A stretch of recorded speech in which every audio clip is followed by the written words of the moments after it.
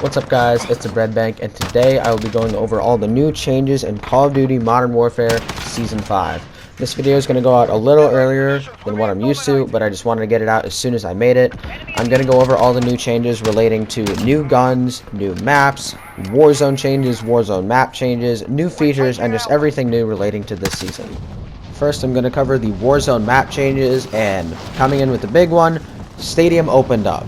I played Plunder for this just so I could get the gameplay as easy and as efficient as possible. It doesn't play that well for Plunder because people will just sit on the roof and just snipe either in or out of the stadium. I think this will actually be good for Warzone because now you don't have to push around it, you can just go through it. And there's a lot of ways to get through and just navigate in the stadium, avoiding having to deal with unfortunate gas circumstances. So overall, I do think this change will be good. It'll definitely make this area of the map a lot more playable. And next change I'm going to cover is a new train that is going to go around the map like it did in Apex Legends, if you're familiar with that. I landed on it. I think it's cool. I think the idea is good. The loot's not great. I wouldn't recommend they're going off spawn. I would more use it as transportation than anything. But overall, a change I do like. It does actually go in the tunnel that went under some of the hills. I do like this change. I think this will be good, but not great for loot. So just keep that in mind if you decide to go there. Now I'm going to be getting into the new DLC weapons added into the game. First with the assault rifle, the AN-94. This gun is very good. It shreds. It comes with a hyper burst feature which no other gun has, where it shoots 2 bullets in a quick, super fast burst and then goes on with the normal fire rate. It does the burst every time you press the trigger, even if you default to semi-auto. It's very good. It has the AK fire rate after the burst. It does pretty good damage, and there's no recoil for that burst. I really like this gun. This should be very good in both multiplayer and Warzone. Next, the ISO, SMG, Poor Man's Vector, Poor Man's Fennec, whatever you want to call it. I kind of like this gun so far. I haven't used it a whole lot, but from what I've used, I like it. A lot of people I've seen not like it.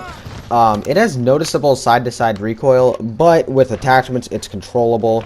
And I think it's stronger than the Fennec, which I like. I personally like stronger guns as compared to weaker guns. And you have 2 attachments for extended mags as compared to 1 with the Fennec. But as you can see here, I don't like the siren sight at all. I don't think it's very good.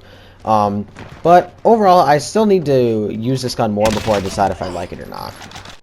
Here's the class setups I was using for these guns. With the AN-94, I have an optic, the longest barrel, commando foregrip, stippled grip tape, and the skeleton stock. And for the ISO and optic again, the nightshade barrel, which helps with damage range, recoil, bullet velocity, and sound suppression. The Merc foregrip. I think 30 rounds is enough. 50 works, it doesn't hurt, but I think 30 works fine. And the no stock. And just like last season, we get a melee weapon at the start of the season. The dual Kadachis, dual swords, whatever you want to call them. They have the longest range out of any of the melees, but they're the slowest. They are one hit, unlike the Kali sticks, so the Kali sticks are the only 2-hit melee in the game. I think these are the best for killing. I don't have them unlocked yet, though. The challenge is to get 3 kills from behind with a knife in 15 different matches. I can't wait to use them. They look really fun. Next, I'm going to be going over the maps that were added into Modern Warfare, first with Petrov Oil Rig. I think the layout of this map is really good, it's really well designed, and it plays pretty good for respawn. I haven't played it for Search and Destroy, but it should play really well based on how I'm thinking it's going to play. I think Activision did a really good job on this map. This map is really well designed in my opinion. And next there is Soldal Harbor.